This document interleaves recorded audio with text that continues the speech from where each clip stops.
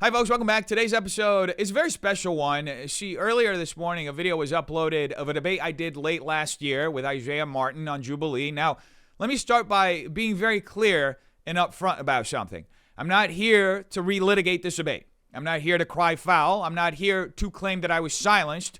That's not what this video is about. See, I agreed to be on Jubilee knowing exactly what kind of space it is, a progressive media environment with its own assumptions, incentives, and audience. What I did not expect, however, was to see fact-checking used as a narrative weapon, editing used to shape audience perception, and standards applied asymmetrically, all under the branding of so-called neutrality. So what I want to do in this video is actually very simple. I want to walk you through the claims that were disputed, show you what sources were cited and by whom, explain how Jubilee and Sand framed those disputes, and demonstrate why this wasn't actual neutral moderation. It was editorial intervention. This is not about intent, by the way. It's about effect. Now, let's start with my very first debate with Isaiah. Right out the gate, I stated the following, and I'll paraphrase it here.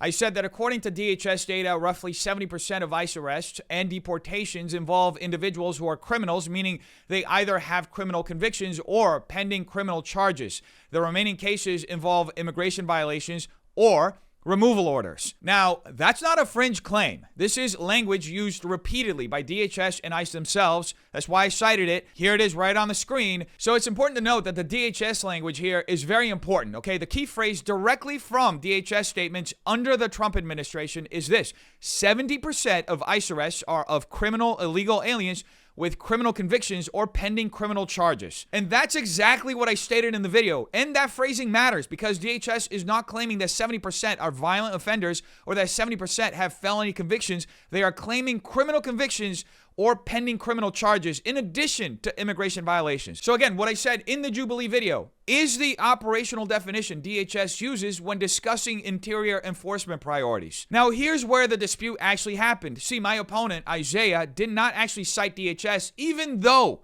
he claimed he was citing DHS. In reality, what he cited were UCLA and UC Berkeley affiliated studies, specifically the Deportation Data Project and other advocacy-aligned academic reinterpretations of the ICE data that I was citing. That distinction was never made clear to the audience by Sand or Jubilee, and that's why we reached an impasse on camera. The studies that Isaiah cited use a completely different classification system. Most notably, non-convicted is treated as non-criminal. Immigration violations are excluded from criminal categorization in those studies. Pending charges are often excluded from those studies. Arrests are frequently collapsed into detention in those studies. That is not a correction of DHS data, what Isaiah said. That is a methodological choice.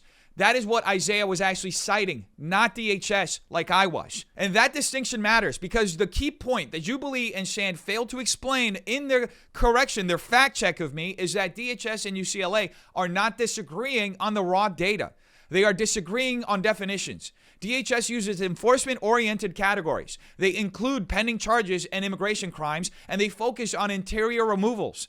UCLA uses advocacy-oriented categories. They exclude non-convictions. They treat immigration violations as non-criminal, and they focus broadly on detentions. Needless to say, what Jubilee presented in their video is not an actual fact check. That's just normative reframing. And by the way, that wasn't a one-off. The way this DHS fact check was presented by Jubilee is actually a pattern that repeats itself throughout my debates with Isaiah. In fact, in some instances, Jubilee and Sand use the fact check function as a rebuttal. Functionally, the Sand panel said something like 47% of ICE bookings had not been charged with a crime. Now, notice what that does rhetorically. It collapses not charged into not criminal. It ignores pending charges. It ignores immigration crimes. It ignores interior versus border enforcement. It ignores DHS's own definitional framework. Needless to say, what Jubilee presents doesn't correct my claim. It just reframes the audience's understanding in order to support Isaiah's assertion that mass deportation targets so-called non-criminals. That's a clear editorial choice by Jubilee and Sand. Now let's take this a step further and talk about what was omitted, because that is also critical. See, a neutral fact check would have said something like this: DHS classifies criminal aliens as those with convictions or pending charges, while some academic studies define criminality strictly as convictions. These differing definitions lead to different interpretations of the same data. However, that sentence never appeared. And the reason it never appeared is because it would have undermined the rebuttal function of the sand panel that Jubilee was using in real time to craft their propaganda.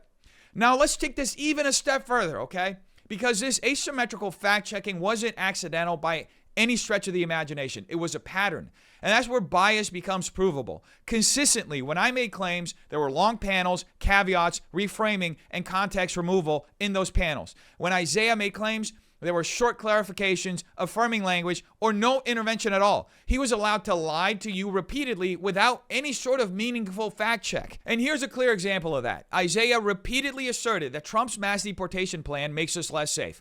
That is a causal claim. It's a public safety claim. It's an empirical claim. Yet, there was no demand for crime data from SAN. No clarification of what less safe even means on the panel. And no countervailing evidence presented by Jubilee at all. Meanwhile, my numerical claims triggered in real-time corrections almost every single time.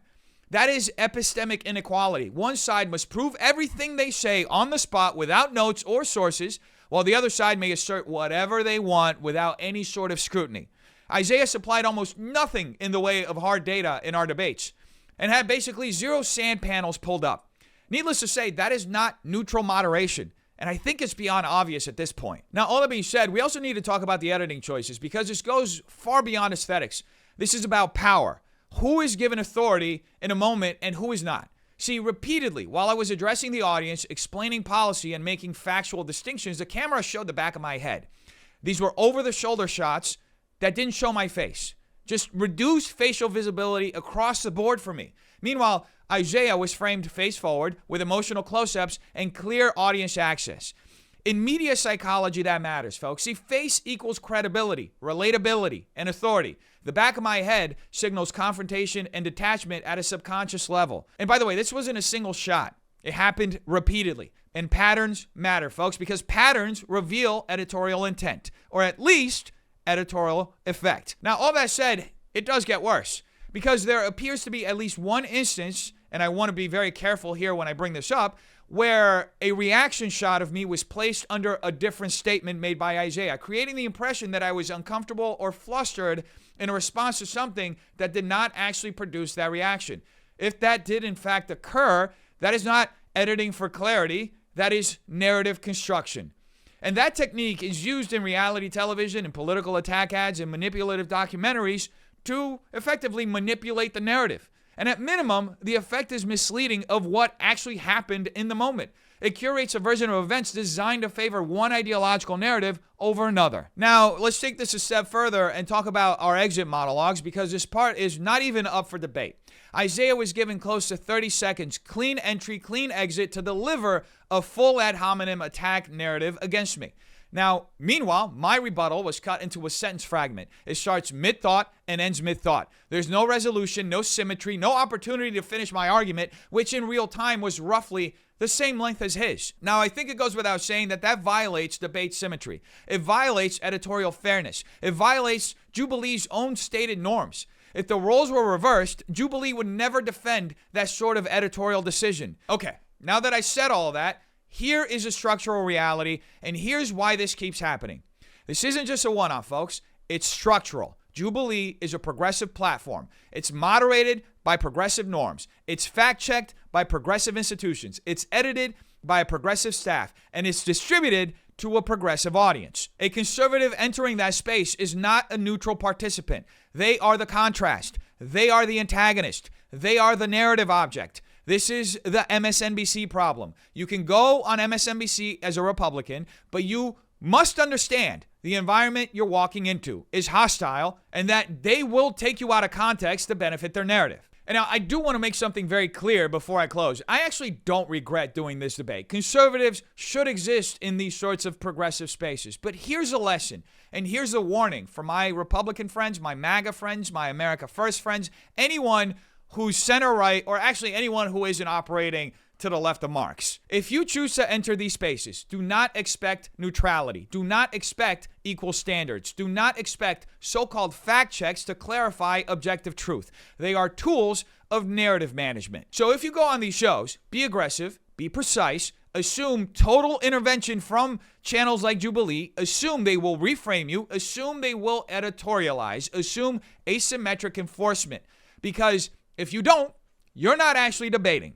You're participating, you're being a useful idiot in the creation of propaganda. Anyway, folks, let me know what you think in the comments down below. Hope you have a terrific day.